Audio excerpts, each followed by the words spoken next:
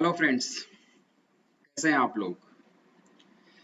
पिछले वीडियो में फ्रेंड्स हम लोगों ने स्टडी की थी कि सेल क्या होता है, सेल कितने टाइप के होते हैं, सेल के नंबर के अकॉर्डिंग कितने तरह के ऑर्गेनिज्म अर्थ पर होते हैं, सेल का शेप क्या होता है, सेल का साइज क्या होता है और सेल कितने तरह के होते हैं। इन सब चीजों को हम लोग डिटेल में पढ़ा था।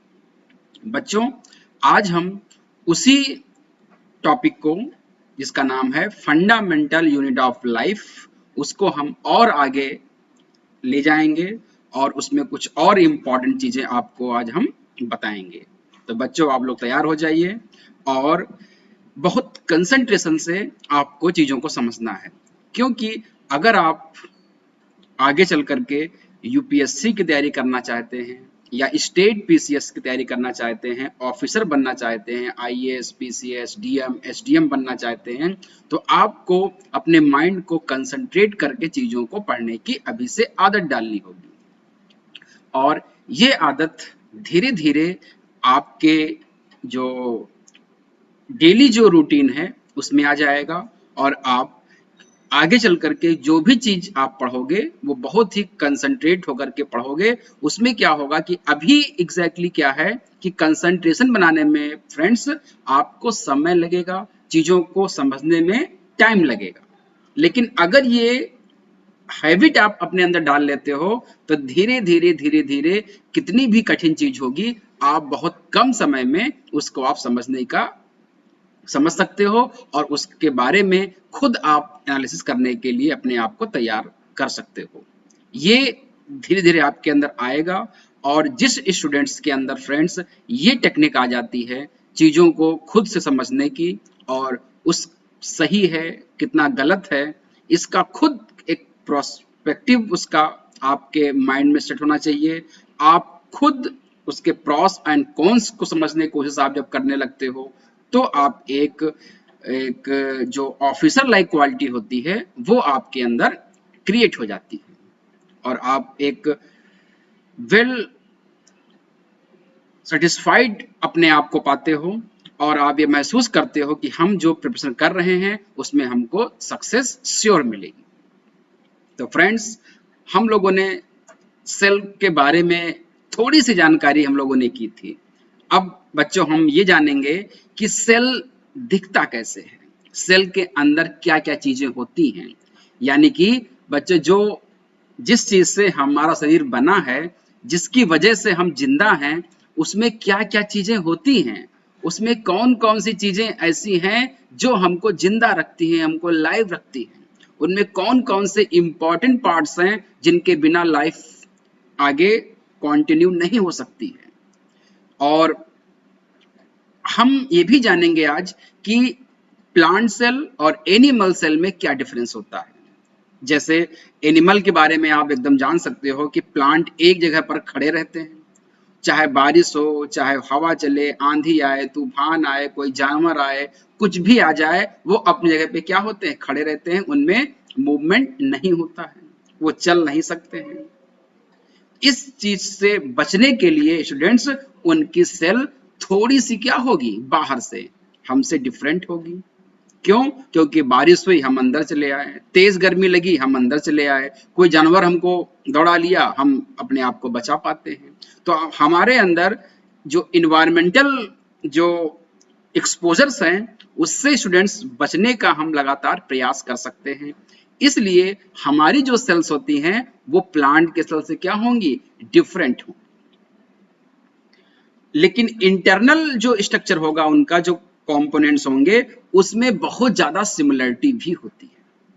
तो आज हम लोग स्टूडेंट्स यही जानने का प्रयास करेंगे कि सेल के अंदर क्या क्या होता है और सेल किससे मिल करके बना होता है और प्लांट और एनिमल सेल में स्टूडेंट्स डिफरेंस क्या होता है। तो क्या आप लोग तैयार हैं बच्चों? अगर आप तैयार हैं तो आइए हम लोग आज इसको शुरू करते हैं। सबसे पहले फ्रेंड्स हम लोग बात करेंगे स्ट्रक्चर ऑफ सेल। जैसा कल हमने आपको बताया था कि जैसे हमारा जो मकान है वो छोटे छोटे ईंटों से मिलकर के बनता है, तो मकान की जो यूनिट होती है वो ईंट होती है। ऐसे ही हमारे शरीर की जो यूनिट होती है वो क्या है, वो सेल है। अब जब हम सेल की बात करते हैं स्टूडेंट्स, तो क्या आप ये सोच सकते हैं या क्या आप ये प्रश्न आपके अंदर क्या आ सकता है कि सेल किस चीज से एग्जैक्टली मिलके बना होगा? अगर हम एक बार सेल को देखें और हमको वो एकदम से क्या क्या चीज दिखाई दे। वैसे तो आपको पता है कि सेल को हम अपनी नेकेड आई से, अनएडेड आई से नहीं देख सकते हैं। उसको देखने के लिए हमको कंपाउंड माइक्रोस्कोप या इलेक्ट्रॉनिक माइक्रोस्कोप या इलेक्ट्रॉन माइक्रोस्कोप हमको जरूरत पड़ती है। तो जो साइंटिस्ट होते हैं, जो वो इलेक्ट्रॉन माइक्रोस्कोप से सेल को जब देखते हैं, तो पहली नजर में स्टूडेंट्स जो चीज उनको दिखाई देगी, तो एक चीज उनको दिखाई देती है। अगर हम एनिमल सेल की बात करेंगे तो सबसे बाहर उनको एक लेयर दिखाई देती है। उस लेयर को क्या कह देते हैं? Cell membrane. Cell membrane. लेकिन अगर हम प्लांट सेल को देखेंगे स्टूडेंट्स, तो प्लांट सेल में क्या होगा? सेल मेम्ब्रेन के बाहर भी एक मेम्ब्रेन होती है, उसको क्या कह देते हैं? सेल वॉल कह देते हैं। Cell wall. यानी कि प्लांट सेल की जो आउटर मेम्ब्रेन होगी वो क्या होगी? वो सेल वॉल होगी। ये ध्यान रखिएगा। और सेल वॉल के बाद उसमें क्या होगा? सेल मेम्ब्रेन होगा। क्या होगा? सेल मेम्ब्रेन होगा। यानी कि इसमें मोटे मोटे दो लेयर्स होती हैं बाहर की तरफ। अंदर की तरफ सेल मेम्ब्रेन और सबसे बाहर क्या होगा? सेल वॉल होगा। किस केस में बेटा? प्लांट के केस में होता है। ठीक है। लेकिन अगर हम एनिमल सेल की बात करेंगे तो एनिमल सेल में सेल वॉल नहीं होता है। केवल क्या होगा?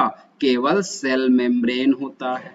केवल क्या होता है? सेल मेम्ब्रेन होता है एनिमल सेल में। इस चीज को आपको याद रखना है। और जब हम सेल मेम्ब्रेन या सेल मेम्ब्रेन के अंदर, प्लांट में पहले हम सेल वॉल हमको मिलेगी, सेल वॉल के बाद क्या मिलेगा? सेल मेम्ब्रेन मिलेगा। तो प्लांट के केस में सेल मेम्ब्रेन के अंदर और एनिमल सेल के अंदर सेल मेम्ब्रेन के अंदर क्या होगा? एक बड़ा सा कंपार्टमेंट होता है, एक कमरा टाइप का होगा। इस कमरे में बेटा क्या होता है? इस कमरे में क्या होता है? एक जेली लाइक सब्सटेंस होता है। एक जेली लाइक सब्सटेंस होता है और ये सॉल और जेल में कन्वर्ट होता रहता है। और ये सब्सटेंस यानी कि एक प्रकार से चिपचिपा पदार्थ होता है। एक जैसे आप जेली कहते हैं, जेली लाइक स्टिकी मटेरियल होगा जो इसमें पूरा भरा होता है। इस जेली लाइक मटेरियल को चाहे हम एनिमल सेल की बात करें या हम प्लांट सेल की बात करें, इस कंपार्टमेंट में जो चीजें भरी हैं इसको क्या कहते हैं? इसको हम लोग साइटोप्लाज्म कहते हैं। तो आप देख पा रहे हैं स्टूडेंट्स कि साइटोप्लाज्म एनिमल सेल में भी है और प्लांट सेल में भी है। और अगर हम डीप में जाते हैं, देखते हैं तो सेल में क्या होता है? प्लांट सेल में और एनिमल सेल में एक बॉल की तरह का स्ट्रक्चर होता है जो एनिमल सेल में एकदम सेंटर में होता है। एनिमल सेल में क्या होता है? एकदम सेंटर में होता है। लेकिन प्लांट सेल में क्या होता है? वो सेंटर पे ना होकर के थोड़ा सा वो किनारे साइड में होता है, वो कॉर्नर साइड में होता है। इसको हम लोग क्या कहते हैं? न्यूक्लियस कहते हैं। क्या कहते हैं बेटा? न्यूक्लियस कहते हैं। इसका मतलब क्या हो गया कि कोई भी सेल होगी, वो चाहे प्लांट सेल हो या एनिमल सेल हो, उसमें साइटोप्लाज्म भी होगा, न्यूक्लियस भी होगा और सेल मेम्ब्रेन भी होगा। ये तीन चीजें दोनों सेल में होती हैं, प्लांट सेल में भी और एनिमल सेल में भी होती हैं। बट सेल वॉल जो बात आपने की थी बेटा, वो सेल वॉल आपको कहाँ दिखती है? सेल वॉल केवल आपको प्लांट सेल में दिखती है, एनिमल सेल में नहीं होता है। तो इन तीन चीजों को आपको समझ लेना है कि प्लांट सेल में एग्जैक्टली सेल वॉल होता है, एनिमल सेल में सेल वॉल नहीं होता है। बाकी जो स्ट्रक्चर है, सेल मेम्ब्रेन, न्यूक्लियस और साइटोप्लाज्म, ये तीनों दोनों सेल में पाई जाती है। Any doubt? कोई डाउट नहीं होगा। अब बच्चों हम आगे देखते हैं, आगे आपको बताते हैं। अब हम बात करते हैं यहां पर सेल मेम्ब्रेन।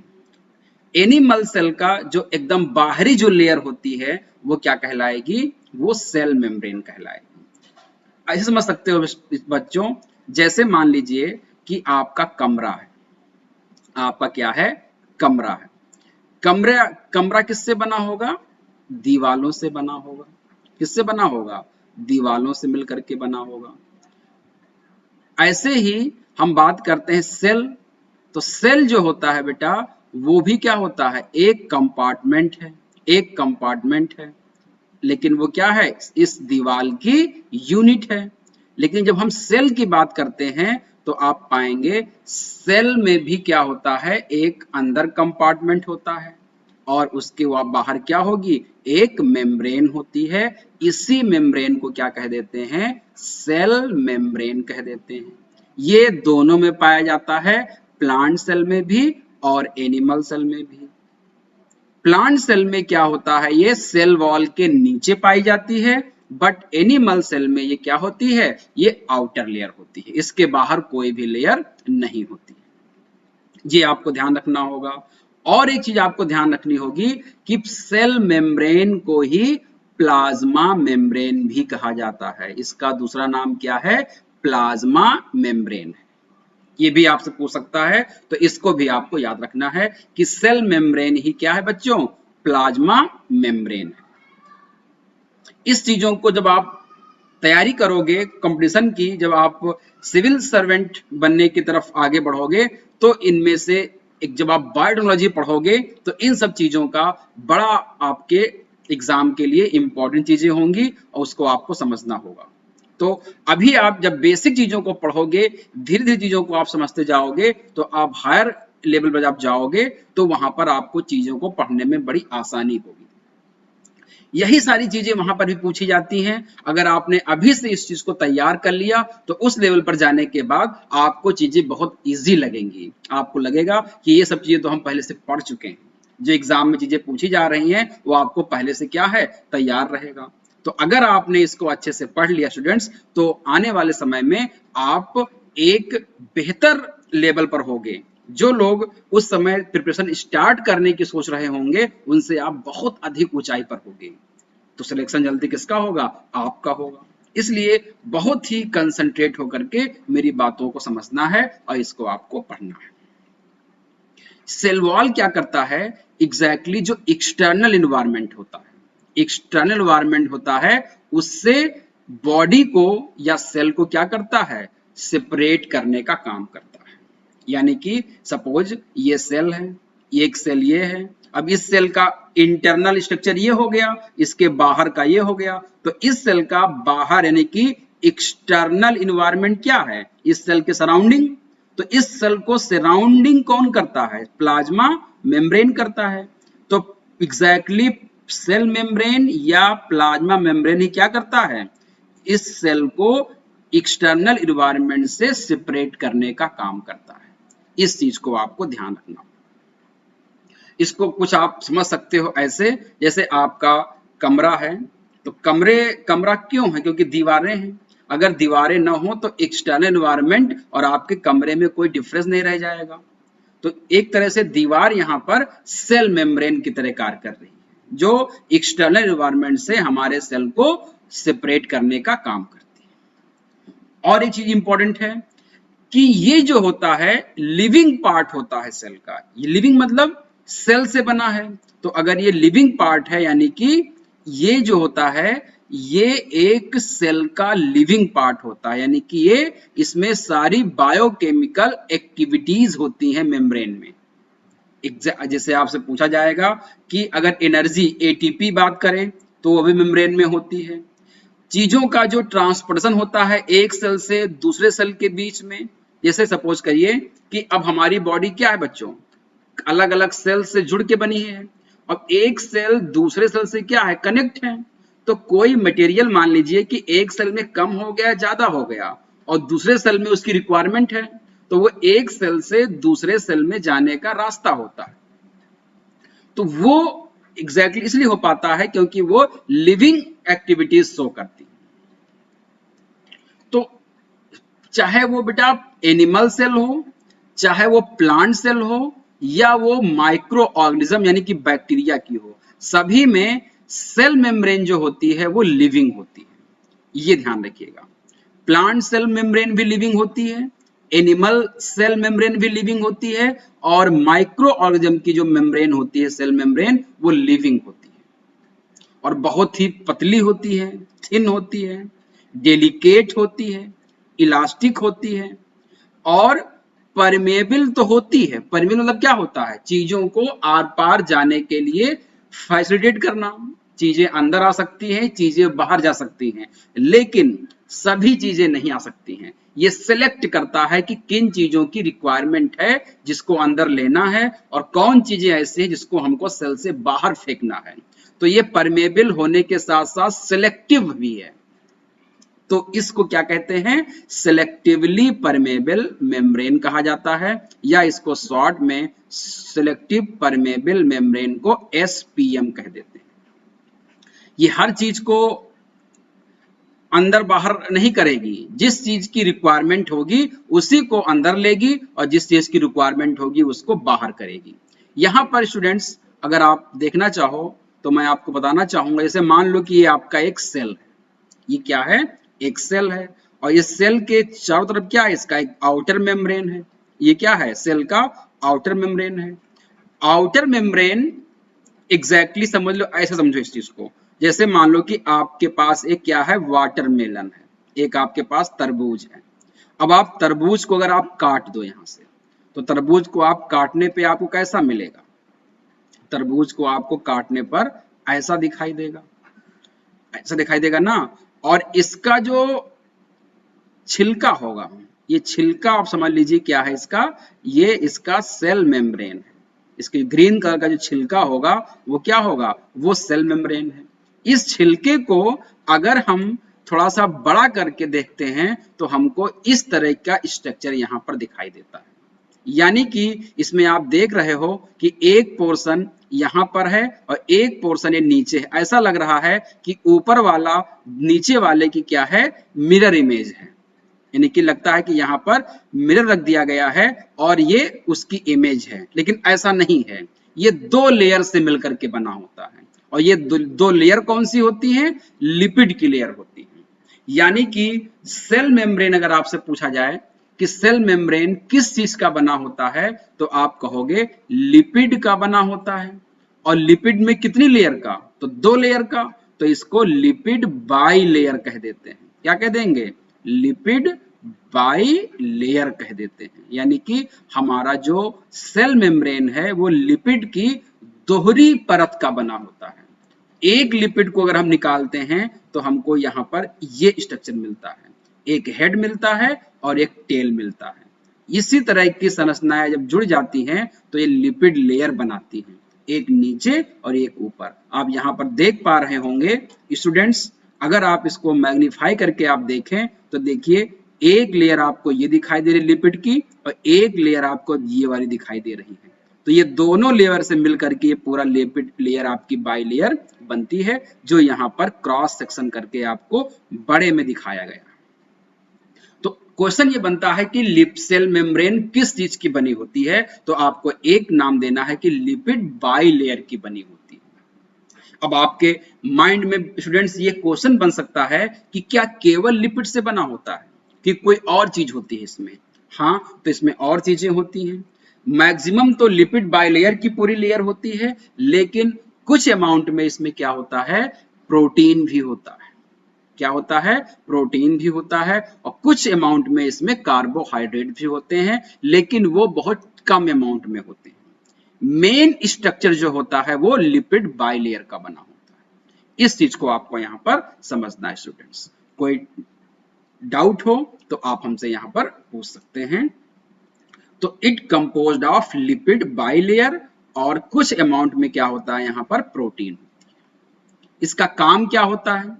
तो मैंने बताया था अभी, ये क्या करती है? सिलेक्टिवली परमेबल होती है, यानी कि ये चीजों को अंदर बाहर ट्रांसपोर्ट करने का काम करती है, यानी कि मटेरियल को ट्रांसपोर्ट करती है, परिवहन करने का काम करती है।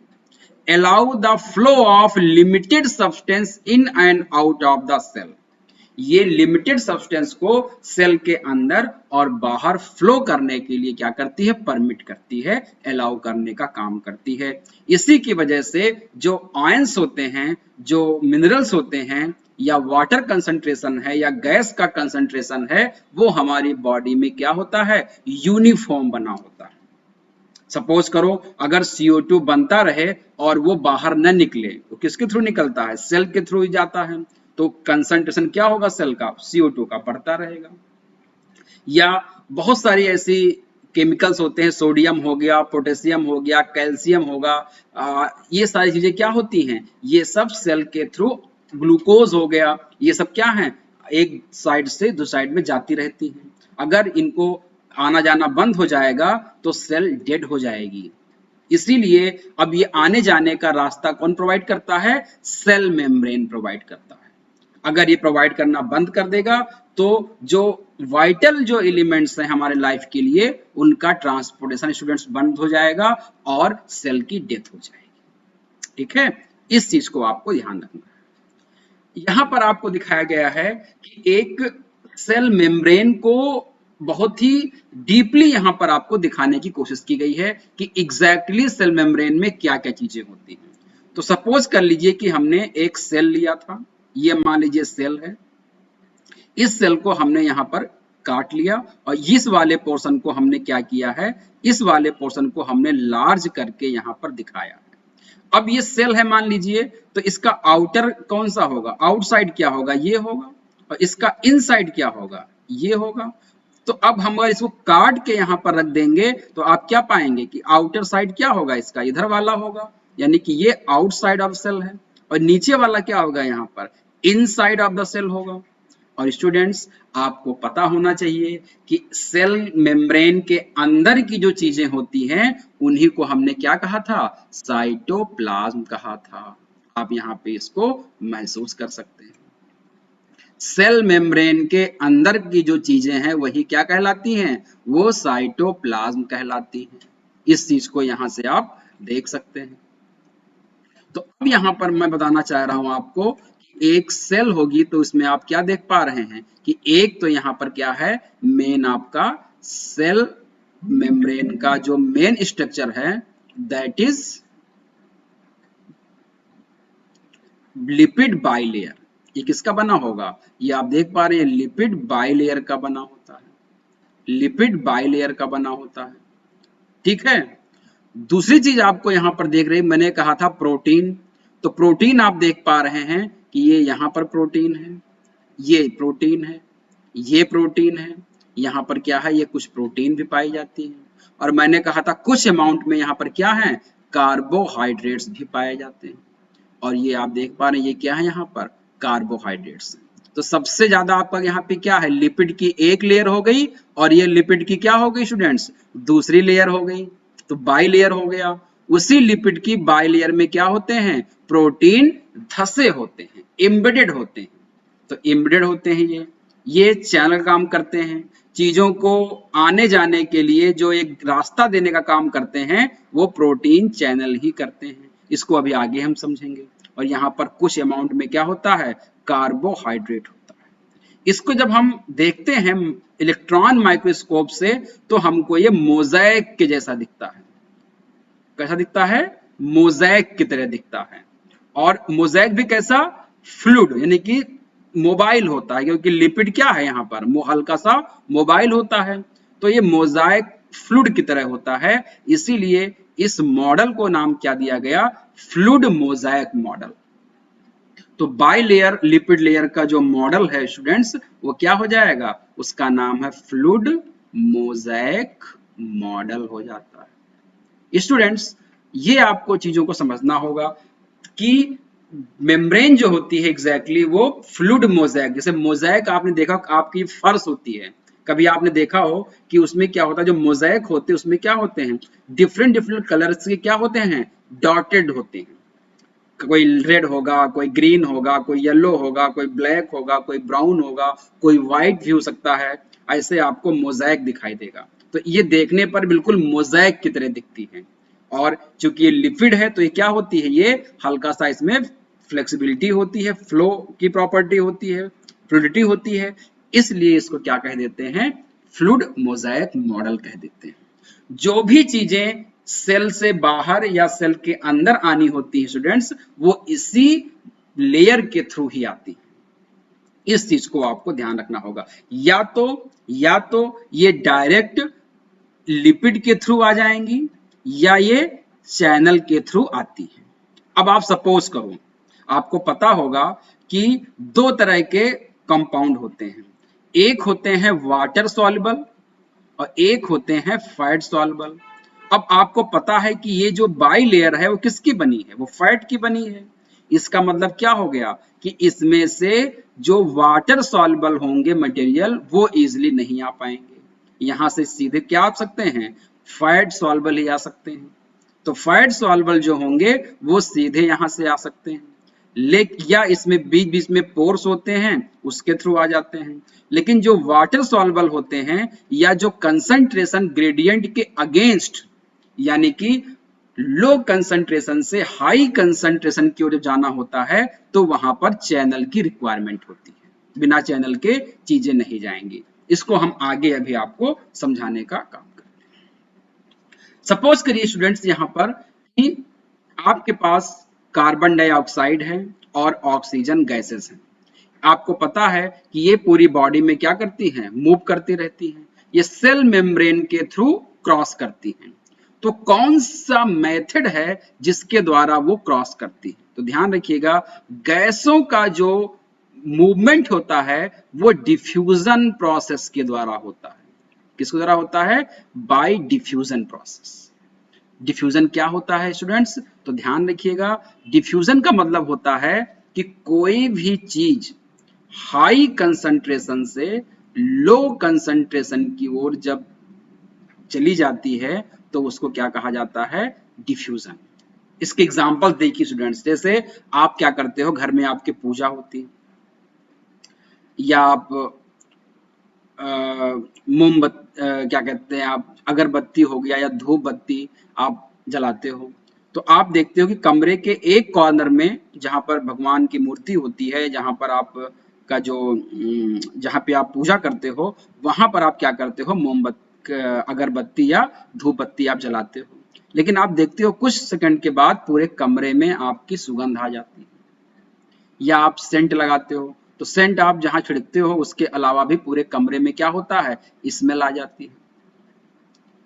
ये क्यों हो पाता है, ये डिफ्यूजन की वजह से हो जाता है, क्योंकि जहां पर आपने धूप बत्ती जलाई है वहां पर गैसों का जो जो सेंट पार्टिकल्स हैं उनका कंसंट्रेशन ज्यादा है, कमरे के और जगहों पर कम है, और इनकी टेंडेंसी होती है कि ये हाई कंसंट्रेशन से लो कंसंट्रेशन की ओर जल्दी से मूव कर जाते हैं। यही चीज सेंट की वजह से होती है। तो जो मेनली जो हमारे बॉडी में सेल में जो गैसों का जो ट्रांसपोर्टेशन होता है वो डिफ्यूजन के द्वारा होता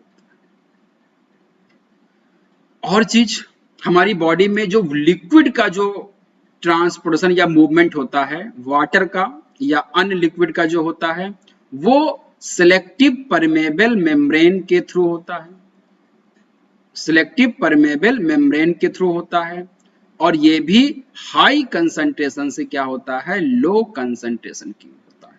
अब आप कहेंगे कि सर ऑस्मोसिस और डिफ्यूजन में डिफरेंस क्या है, तो दोनों में डिफरेंस ये है कि डिफ्यूजन में सिलेक्टिव परमेबल मेम्ब्रेन की रिक्वायरमेंट नहीं है। जैसे आपके कमरे में क्या है कि जब आपने क्या कहते हैं धूप बत्ती जलाई और वो पूरे कमरे में भर गई, वहां पर किसी मेम्ब्रेन की रिक्वायरमेंट नहीं है। आपने सेंट की इत्र की शीशी खोली और पूरे कमरे में सेंट आपका फैल गया, वहां पर किसी सेलेक्टिव परमेबल की रिक्वायरमेंट नहीं थी। लेकिन ऑस्मोसिस के लिए हमेशा आपको सिलेक्टिव परमेबल मेम्ब्रेन की रिक्वायरमेंट होती है। यानी कि ऑस्मोसिस में सबसे जो इंपॉर्टेंट चीज है वो यही है कि इसमें जो लिक्विड का मूवमेंट होगा, सॉल्वेंट का मूवमेंट होगा, या जिसको वाटर कहते हैं हम लोग, जो आपका होता है उसका मूवमेंट होगा, और उसके लिए सिलेक्टिव परमेबल मेम्ब्रेन की रिक्वायरमेंट होती है, और डिफ्यूजन में उसकी रिक्वायरमेंट नहीं होती। तो यहाँ पर आपको इसकी डिफिनेशन दी गई है कि osmosis is the passes of water from region of high water concentration through a semi permeable membrane to a region of low water concentration। जब वाटर का कंसंट्रेशन हाई कंसंट्रेशन से लो कंसंट्रेशन की ओर सेमिल परवेबी membrane के through जब जाता है तो उसको हम क्या कहते हैं, ऑस्मोसिस कहते हैं। यहाँ पे आपको दिखाया गया, ये आप यहाँ पे देख सकते हैं। यहाँ पे देखिए एक ये यू शेप में एक ट्यूब है, एक आपका समझ सकते हैं ये, और इसमें देखिए बीच में क्या लगा दिया गया है, सेमी परमेबल मेम्ब्रेन लगा दिया गया है। यहाँ पर आप देख रहे हैं ये जो छोटे पार्टिकल आपको दिख रहे हैं ये सोल्यूट हैं। अब आप यहाँ पर देख पा रहे हैं कि इधर सोल्यूट ज्यादा है, इधर सोल्यूट कम है, इधर सॉल्वेंट यानी कि वाटर ज्यादा है, इधर वाटर इसके कंपेरिजन में क्या है, कम है। तो ये आपका क्या हो जाएगा कि यहाँ पर सोल्यूट क्या करता है, यहाँ पर एक ऑस्मोटिक प्रेशर इस पे अप्लाई करता है और वाटर जो होगा वो हाई कंसंट्रेशन से लो कंसंट्रेशन की ओर क्या कर जाएगा, मूव कर जाता है। हाई कंसंट्रेशन से लो कंसंट्रेशन की ओर क्या कर जाता है, मूव कर जाता है। और जो हमारे घर में बेटा आरओ जो लगा होता है वो किस पे काम करता है, वो रिवर्स ऑस्मोसिस काम करता है। इसमें क्या है कि जो पानी आपका है, जो गंदा पानी है, सी वाटर हो गया या कोई भी वाटर हो गया, जो गंदा पानी है उसको हमको फ्रेश वाटर में कन्वर्ट करना है। अब यहाँ पर आपको पता है कि पानी के साथ साथ यहाँ पर क्या है, बहुत सारी इम्प्योरिटीज भी हैं, यानी कि सोल्यूट भी ज्यादा है। तो सोल्यूट भी ज्यादा है तो ये क्या हो गया, यहाँ पर कंसंट्रेशन वाटर का क्या है, कम है। तो हमको यहाँ पर कंसंट्रेशन के अगेंस्ट काम करना होता है, यानी कि कम पानी से उसको ज्यादा फ्रेश वाटर में हमको कन्वर्ट करना है। तो इसके लिए हमको क्या करना होता है, ऊपर से एक एक्सटर्नल प्रेशर अप्लाई करना होता है, रिवर्स ऑस्मोसिस करनी होती है। एग्जैक्टली ऑस्मोसिस हमेशा हाई कंसंट्रेशन से लो कंसंट्रेशन की ओर होती है। यहाँ पर क्या है कि लो कंसंट्रेशन से हम क्या कर रहे हैं, हाई कंसंट्रेशन की तरफ वाटर का मूवमेंट कर देते हैं। तो यही हमारा जो रिवर्स ऑस्मोसिस का जो है आरओ इसी सिद्धांत पे, इसी थ्योरी पे आपका काम करता है। ठीक है, इसको आपको ध्यान रखिएगा। दूसरी चीज आपको यहां पर ध्यान देनी है कि जो डिफ्यूजन होता है वो स्पेशली 3 तरह के हो सकते हैं। एक आपका हो सकता है सिंपल डिफ्यूजन। सिंपल में क्या है कि जो आपके गैसेस हैं वो डायरेक्ट क्या होंगे, इसके बीच में जो सेल के बीच जो पोर्स होते हैं, या आप कह सकते हैं जो लिपिड के जो लेयर है उसके जो पोर्स होते हैं उसके थ्रू डायरेक्ट चले जाते हैं, उसको कहा सिंपल डिफ्यूजन। जैसे आपका कार्बन डाइऑक्साइड हो गया, ऑक्सीजन हो गया, इन सब का जो डिफ्यूजन होता है वो सिंपल डिफ्यूजन होता है। दूसरा होता है फैसिलिटेट डिफ्यूजन। इसमें क्या होता है कि मटेरियल को, सेल को क्रॉस करने के लिए एक स्पेसिफिक प्रोटीन की रिक्वायरमेंट होती है, उस चैनल के थ्रू वो पास कर सकता है। यानी कि जब किसी भी मटेरियल को हाई कंसंट्रेशन से लो कंसंट्रेशन की ओर जाने के लिए एक चैनल की रिक्वायरमेंट होती है, उसको हम लोग क्या कह देते हैं, फैसिलिटेट कह देते हैं। लेकिन इसमें डिफरेंस क्या है कि इसमें एक चैनल पूरा होता है, सीधे से यहां से आएगा और यहां पे चला जाएगा। इसमें नॉन स्पेसिफिक ट्रांसपोर्टर होते हैं, यानी कि यहां पर किसी स्पेसिफिक ट्रांसपोर्टर की रिक्वायरमेंट नहीं होती है। कोई भी चीजें जिनकी रिक्वायरमेंट है वो चले जाएंगे। लेकिन बहुत सारी चीजें ऐसी होती हैं जो जिनके लिए स्पेसिफिक एक ऐसा सांचा बना दिया जाता है कि उसके थ्रू वही चीज जा सकती है। जैसे यहाँ पे आपको दिख रहा होगा इस चैनल के थ्रू केवल ग्लूकोज, आप इसका शेप देख लीजिए और इसका शेप देख लीजिए। यहाँ पर ग्लूकोज ये क्या होगा, सेटअप हो जाएगा और ये इधर आके ओपन, यही वाला यहाँ पे ओपन हो जाएगा और ये अंदर आ जाएगा। यानी कि स्पेसिफिक जब प्रोटीन्स होती है केवल किसी स्पेसिफिक चीज को लाने के लिए, तो उसको हम लोग क्या कह देते हैं, स्पेसिफिक ट्रांसपोर्टर कह देते हैं। और ये क्या हो जाते हैं, नॉन स्पेसिफिक। एक बार आप समझ लीजिए इसमें कि सिंपल डिफ्यूजन का मतलब हो जाता है कि कोई भी गैसेस है वो जो आपकी सेल मेम्ब्रेन है उसके पोर के थ्रू जा सकते हैं। फैसिलिटेट का मतलब हो जाता है कि वहां पर जाने के लिए सीधे नहीं सकते, उसको जाने के लिए एक चैनल की रिक्वायरमेंट होती है, लेकिन वहां पर किसी स्पेसिफिक ट्रांसपोर्टर की रिक्वायरमेंट नहीं होती है। वो वहां पे एक खांचा बना होता है, उसी खांचे में क्या होता है, आप जा सकते हैं। लेकिन बहुत सारे केमिकल्स होते हैं जिनके लिए अलग तरह से क्या गया है, उनका एक डिजाइन किया गया है कि उस चैनल के थ्रू केवल वही चीज जाएगी जिस चीज के लिए उस चैनल को बनाया गया है। जैसे ग्लूकोज का चैनल है जिसके थ्रू ग्लूकोज ही जाएगा, तो उसको हम लोग स्पेसिफिक ट्रांसपोर्टर के नाम से जानते हैं। इस चीज को आपको याद रखना है।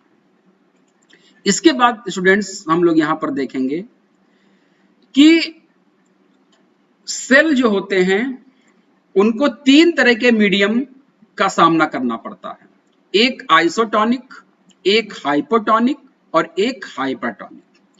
इसका मतलब क्या होता है, आइसोटोनिक का क्या मतलब होता है, हाइपोटोनिक का क्या मतलब होता है और हाइपरटोनिक का क्या मतलब होता है।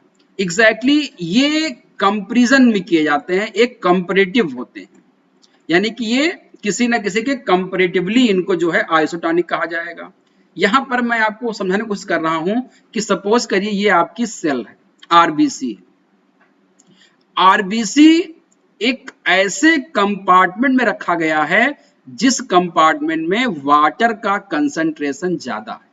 इसके कंपैरिजन में सेल मेम्ब्रेन के आरबीसी की कंपैरिजन में जो बाहर का जो इन्वायरमेंट है, जो सोल्यूशन जिस सोल्यूशन में रखा गया है उस सोल्यूशन में वाटर का कंसंट्रेशन ज्यादा है और सेल यानी कि आरबीसी के अंदर वाटर का कंसंट्रेशन कम है। तो अब ये जो सोल्यूशन को हम लोग क्या कहेंगे, आइसोटोनिक कहेंगे। और अगर अंदर का वाटर का कंसंट्रेशन क्या है, अगर अंदर का वाटर का कंसंट्रेशन क्या है, ज्यादा है और बाहर का क्या है, कम है, तो उसको हम लोग क्या कहेंगे, उसको हम लोग क्या कहेंगे, हाइपरटोनिक कहेंगे। बाहर वाटर का कंसंट्रेशन ज्यादा है और अंदर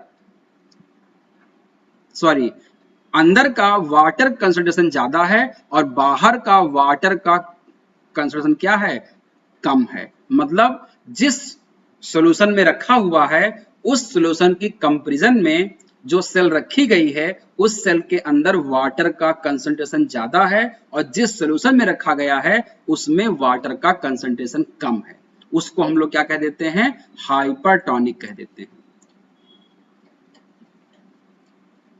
और अगर बाहर का कंसंट्रेशन वाटर का ज्यादा है और अंदर का कंसंट्रेशन कम है तो उसको हम लोग क्या कह देते हैं, हाइपोटोनिक कह देते हैं। और अगर अंदर बाहर दोनों का वाटर का कंसंट्रेशन सेम है तो उसको हम लोग क्या कह देते हैं, आइसोटोनिक। एक बार समझ लीजिए फिर से इस चीज को। आइसोटोनिक का मतलब हो गया जिस सॉल्यूशन में सेल को रखा गया है सेल का और सॉल्यूशन का वाटर का कंसंट्रेशन इक्वल है। हाइपोटोनिक का मतलब हो गया कि जिस सॉल्यूशन में सेल को रखा गया है तो वहां पर क्या है, जो सॉल्यूशन में वाटर का कंसंट्रेशन ज्यादा है और सेल के अंदर वाटर का कंसंट्रेशन कम है।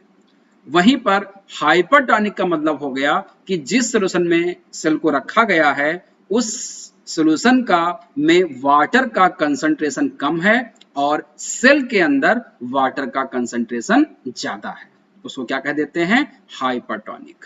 अब यहां पर एग्जैक्टली आपको क्लियर कट दिख रहा है कि आइसोटोनिक में जब हम सेल को रखते हैं चूंकि दोनों तरफ वाटर का कंसंट्रेशन सेम है तो जितना वाटर बाहर आएगा उतना अंदर आएगा, यानी कि इक्विलिब्रियम में होंगे, तो सेल का शेप क्या होगा, वैसे ही बना रहेगा, कोई चेंज नहीं आएगा।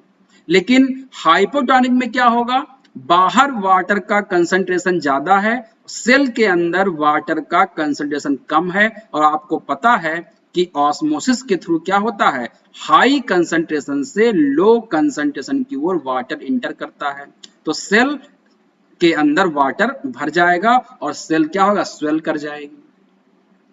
लेकिन अगर हम इसको हाइपरटोनिक में रखते हैं तो क्या होगा, बाहर वाटर का कंसंट्रेशन कम है, सेल के अंदर वाटर का कंसंट्रेशन ज्यादा है।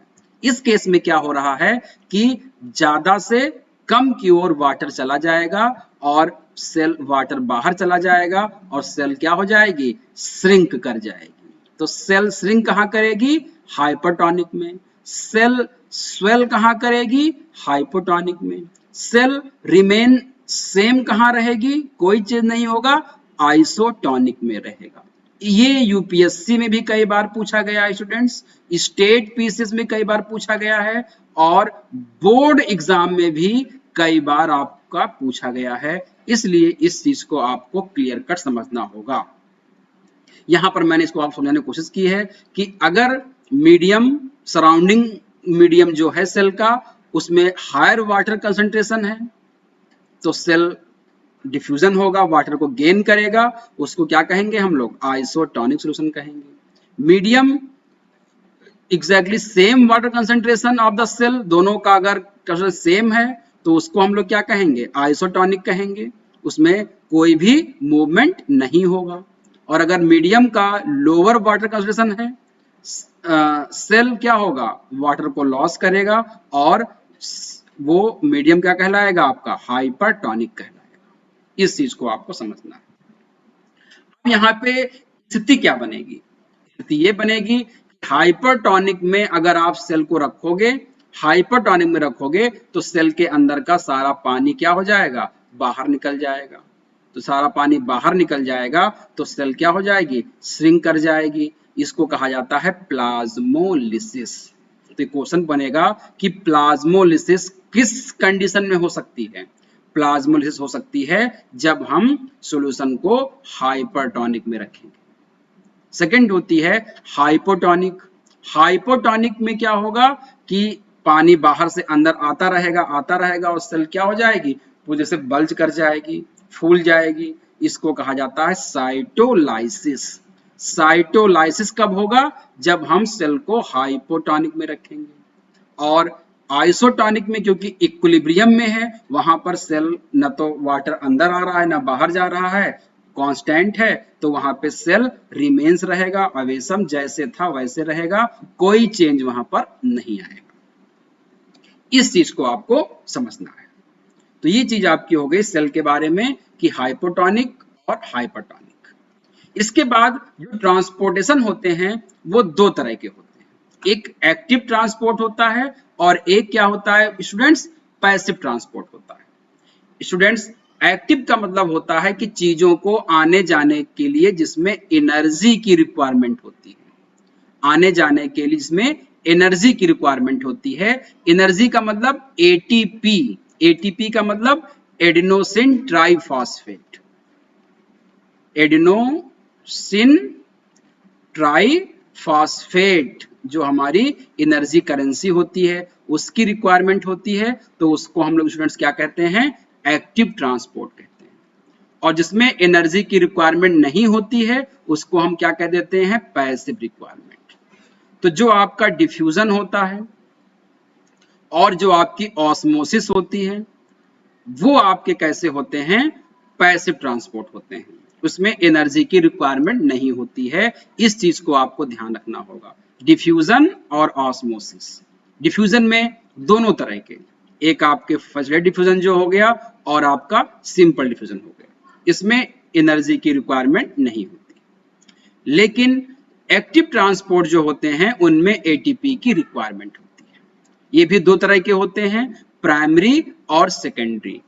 ये क्या होते हैं, ये हायर एजुकेशन के लिए इंपॉर्टेंट है। आपको इसमें ये नहीं जानना है कि जिसमें सोडियम पोटेशियम पंप, ये इंपॉर्टेंट है कि जब सोडियम पोटेशियम पंप जो चलता है हमारी बॉडी में उसके लिए एटीपी की रिक्वायरमेंट होती है। ग्लूकोज का जो ट्रांसपोर्टेशन होता है उसके लिए भी एटीपी की रिक्वायरमेंट होती है। तो एक चीज आपको यहां पर जाननी है वो ये है कि ट्रांसपोर्टेशन मेम्ब्रेन के थ्रू दो तरह के होते हैं। एक में एनर्जी की रिक्वायरमेंट नहीं होती है, उसको हम लोग कहते हैं पैसिव ट्रांसपोर्ट, जैसे डिफ्यूजन और ऑस्मोसिस। दूसरी जिसमें एनर्जी यानी कि एटीपी की रिक्वायरमेंट होती है उसको हम लोग क्या कहते हैं, एक्टिव ट्रांसपोर्ट। एक्टिव ट्रांसपोर्ट जो होता है वो पंप करता है, सोडियम पोटेशियम पंप होता है, इसको हम लोग प्राइमरी एक्टिव ट्रांसपोर्ट कह देते हैं। तो इस चीजों को आपको समझना है। दूसरी चीज आपको यहां पर ध्यान देनी है की। तो आज हम लोगों ने इन सब चीजों पर डिस्कस किया। नेक्स्ट क्लास में हम लोग डिस्कस करेंगे सेल वॉल के बारे में और साइटोप्लाज्म के बारे में और न्यूक्लियस के बारे में। इन चीजों पे डिस्कस हम लोग नेक्स्ट क्लास में करेंगे। आज के लिए इतना ही। स्टूडेंट्स, अपनी एनर्जी को बनाए रखिए और अपने टारगेट को हमेशा माइंड में रखिए और अच्छे से पढ़ाई करते रहिए। आज आप देख रहे हो कि पूरी दुनिया कोविड-19 से किस तरह से लड़ रही है, कैसे लोग अपनी जान दे रहे हैं। एक नए युग की शुरुआत हो रही है, एक तरह से नए यूनिवर्स कह सकते हैं या नए अर्थ का एक तरह से जो है शुरुआत होने की ओर हम लोग बढ़ रहे हैं। तो इस विषम परिस्थितियों में अपनी एनर्जी को नहीं खोना है, अपने टारगेट को हमको नहीं भूलना है। हमको अपने शरीर को बचा करके, अपने माइंड को कंसंट्रेट करके, अपने हेल्थ पे ध्यान रख करके चीजों को पढ़ते रहना है और आगे बढ़ते रहना है। पर डे हम आपके लिए एक बहुत ही इंपॉर्टेंट टॉपिक लेकर के आएंगे, आपको समझना होगा। कोई अगर आपको समझने में दिक्कत होती है, कोई पॉइंट अगर आपको समझ नहीं आ रहा है तो आप कमेंट बॉक्स में भेज सकते हैं, उसका मैं आंसर आपको नेक्स्ट वीडियो में दूंगा। आज के लिए इतना ही, फिर हम लोग मिलेंगे नेक्स्ट क्लास में। तब तक के लिए बहुत बहुत धन्यवाद। थैंक्स।